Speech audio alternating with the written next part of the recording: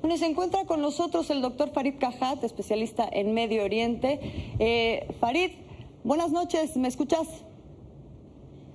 Sí, te escucho bien, gracias. Un gusto saludarte, Farid Kajat. Pues gracias por tomarnos la comunicación un poco para entender el contexto y las condiciones que rodean el conflicto y particularmente esta nueva escalada de la que se conoce a partir del momento del ataque de Hamas y después todo lo que viene. Pero es importante entender un poco qué condiciones han impedido que se abone a la solución pacífica del conflicto ahí en la región.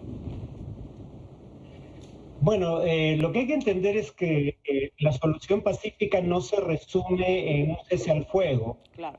porque si no se resuelve el problema de fondo, la violencia va a volver tarde o temprano. Ya tuvimos, digamos, violencia de esta magnitud o mayor en 2008, 2009, en 2012, 2014. Yo diría que hay dos reportes de organizaciones de derechos humanos que resumen bastante bien lo que está ocurriendo. Tanto B'Tselem, una organización judía israelí, como Human Rights Watch, una organización internacional bastante reconocida, ya califican desde este año las políticas israelíes hacia los palestinos como una política de apartheid, utilizando el término que tiene su origen en la Sudáfrica segregacionista, pero que ya tiene vida propia en el derecho internacional. Y es básicamente la idea de que hay dos sistemas legales, uno para judíos israelíes y uno con variaciones para el resto de la población bajo control israelí. Y estos distintos sistemas legales benefician sistemáticamente a los judíos israelíes en detrimento de los palestinos, sean estos ciudadanos israelíes residentes, como es el caso de los palestinos de Jerusalén Oriental, o personas que viven bajo ocupación militar israelí en los llamados territorios palestinos ocupados. Por ejemplo, la ley de Estado-Nación, aprobada en 2018, establece que solo los judíos tienen derecho a la autodeterminación en Israel, pese a que la mayoría de judíos del mundo no son ciudadanos de Israel y 20% de los ciudadanos de Israel no son judíos. Y la ley de Estado-Nación también dice lo mismo respecto a los derechos sobre la tierra. Las tierras del Estado solo pueden servir para construir viviendas para judíos israelíes, no para ciudadanos no judíos. Y hay normas discriminatorias de este tipo en todos los ámbitos. En el caso específico de Gaza, Gaza está bajo un cerco por aire, mar y tierra de Israel desde 2007.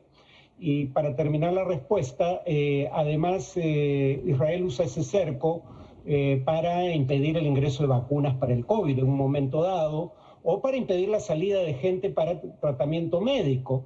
Y esto es algo que tanto la Cruz Roja como la ONU han llamado castigo colectivo. Entonces, sí, las acciones de Hamas son un crimen de guerra, pero el crimen de apartheid lo comete Israel y las respuestas israelíes son las que causan la mayor parte de las víctimas mortales entre la población civil, lo cual también constituye un crimen.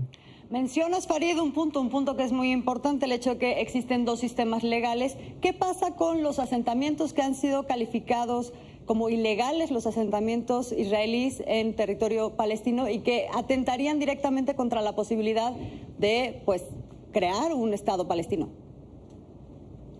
Bueno, esos asentamientos son considerados ilegales por una resolución del Consejo de Seguridad de la ONU de 1976, si mal no recuerdo, la 445 es creo el número, y dice que son, digamos, un obstáculo para la paz, precisamente porque cuando uno ve el mapa de la región, y esto ya es propiamente en territorios ocupados, bajo el derecho internacional son territorios ocupados por Israel, territorios palestinos ocupados por Israel, Jerusalén Oriental, Cisjordania y Gaza. En el caso de Gaza, porque es Israel quien controla el acceso y la salida de bienes o personas hacia o desde Gaza desde 2007.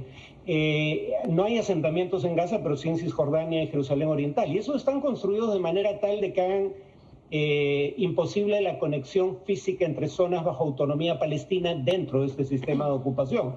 O sea, esos asentamientos están colocados de manera tal que hagan virtualmente imposible un eventual Estado palestino, al margen de que son ilegales bajo el derecho internacional. harían imposible un Estado palestino porque este no podría tener continuidad territorial mientras los asentamientos sigan existiendo. Claro. Farid, me tengo que despedir, tengo un minutito nada más, pero si nos referimos, si tomamos en cuenta esto, se ve difícil, y se ve difícil también frente a la posición que países aliados que podrían tomar cartas en el asunto, aliados de Israel, pues han tenido frente a estos acontecimientos. No se ve que se perciba una voluntad como de hacer que Israel diera marcha atrás en el avance de sus asentamientos o en la situación de estos dos sistemas legales, por ejemplo. Digamos, un acuerdo de cese al fuego sí es posible, ya ha ocurrido en el pasado, pero como hemos visto, la violencia regresa tarde o temprano, claro, mientras los temas de fondo que he mencionado no se resuelvan. El país que tiene más capacidad de presionar a Israel es Estados Unidos. Es Estados Unidos quien ha usado el veto básicamente para proteger a Israel. La cuarta parte de todos los vetos emitidos en el Consejo de Seguridad de Naciones Unidas han sido en defensa de Israel, y la mayoría de ellos emitidos por Estados Unidos. Y Israel es el mayor receptor mundial de ayuda militar de Estados Unidos. Entonces, Estados Unidos tiene mecanismos para presionar a Israel, solo que ha decidido no utilizarlos. Lo que está cambiando para bien es que el Partido Demócrata, ahora en el gobierno, tiene un ala progresista que sí tiene una posición clara en torno a los temas que acabo de mencionar, pero no es la que gobierna con Biden en la Casa Blanca. Bueno, pues se ve complicado el panorama. Farid Kajat, muchísimas gracias por acompañarnos esta noche.